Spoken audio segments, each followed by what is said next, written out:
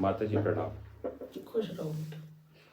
अब आपने अपने पिछले वीडियो में अब हमारे प्रश्न के उत्तर में कहा था कि भाई जो गुरु हैं उनको हम नहीं ढूंढ सकते, जो सद्गुरु हैं। लेकिन हाँ, अगर हमारे पिछले जन्मों के पुण्य और हमारी जितनी प्रबल इच्छा होगी उसके अनुसार हमारे सामने सद्गुरु महाराज अपने आप ही कहीं ना कहीं हमारे जीवन में आ जाएंगे, प्रकट हो जाएंगे। लेकिन साथ ही साथ आपने कर्मों की भी बात कही कि कर्म हमेशा अच्छे करो और कर्म अपने अपने कर्मों पे ध्यान रखो। लेकिन आम इंसान को तो ये पता ही नहीं कि वो कर्म जो कर रहा है वो अच्छे हैं कि बुरे हैं। वो तो अपने मन के और अपनी बुद्धि के अनुसार जो उसको ठीक जचता है वो करता जाता है। तो हमें क्या पता कि कौन से कर्म जो हैं वो सत्कर्म है और कौन से कर्म जो हैं वो बुरे कर्म हैं, पाप कर्म है। तो आप हमें इस बारे में थोड़ा सा ज्ञान डालिए। देखो बेटा, कर्म जो है ना, कोई भी कर्म करो आप। जब भी हम कोई कर्म करने जाते हैं तो हमारे मन में दो पहलू जरूर आते हैं, एक अच्छा और एक गलत। अब अच्छा अगर अच्छा अच्छा ही होता है, गलत गलत होता है। लेकिन हम अपने स्वार्थ के कारण गलत भी चुन लेते हैं, वो कर्म गलत है। जब हमारा मन ही कह रहा है कि ये काम ठीक नहीं है, सिर्फ हम अपने स्वार्थ के लिए कह रहे हैं, तो बेटे वो गलत है। बहुत सीधा सा है इसका, तो बहुत ही आसान तरीका है कि जो अपना मन पहली बार कहे अच्छा है तो वो कर्म अच्छा है। दूसरा तरीका मैं बताऊं आपको, दूसरा तरीका है कि जो चीज हमें अपने लिए अच्छी नहीं लगती किसी दूसरे की, तो आप कैसे दूसरों के लिए मान लो कि भाई वो अच्छी लगेगी दूसरों को।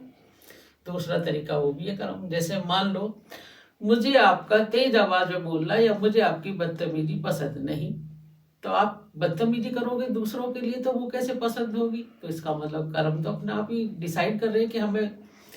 बहुत अच्छा तरीका होता है इंसान जब अपने आप को बीच में रख ले कि मैं बीच में हूं और मैं क्या कर, मुझे क्या पसंद है, जो कोई मैं जिसके साथ कर रहा हूं, क्या कोई मेरे साथ करे तो मुझे अच्छा लगेगा, तो समझ लो बेटे वो कर्म अच्छा है। अगर मुझे अच्छा लग रहा है तो कर्म अच्छा है।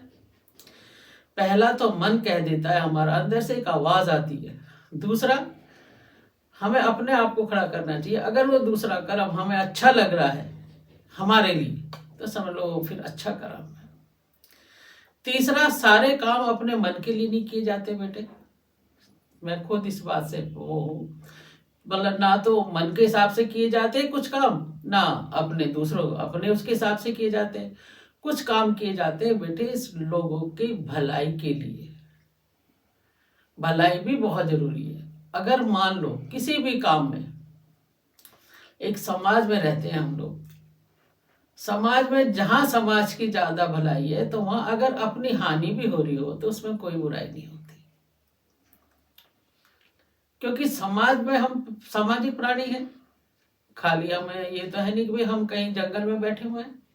जब हम सामाजिक प्राणी हैं तो समाज में हमें जो काम हमारे समाज के लिए बहुत अच्छे हैं वो हमें जरूर करने चाहिए, चाहे उनके लिए हमारा मन कहे या ना कहे।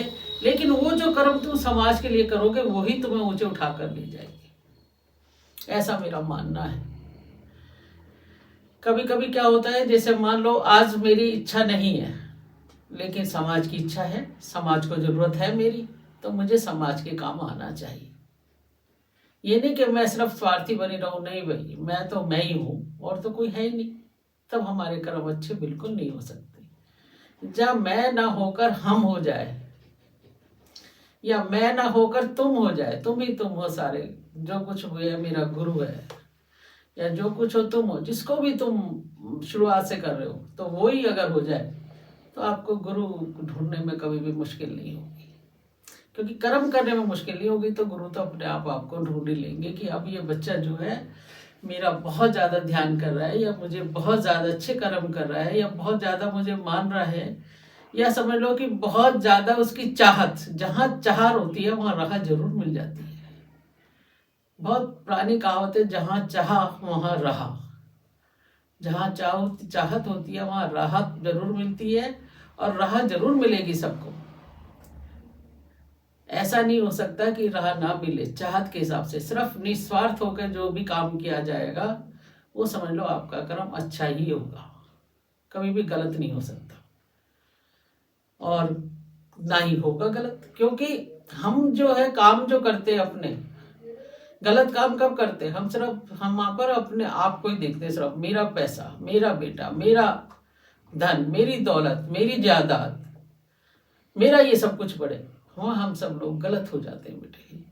गलत कमाना नहीं है, लेकिन जहाँ मान लो अकेला मैं, अगर एक उदाहरण देती हूँ मैं आपको, अगर मान लो मैं इस सारे उसकी मालिक हूँ और मैं ही खा रही हूँ, बाकी मेरे सामने लोग भूखे बैठे हुए, तो क्या बेटे मेरा कर्म अच्छा है? नहीं, मेरे हिसाब से तो नहीं है।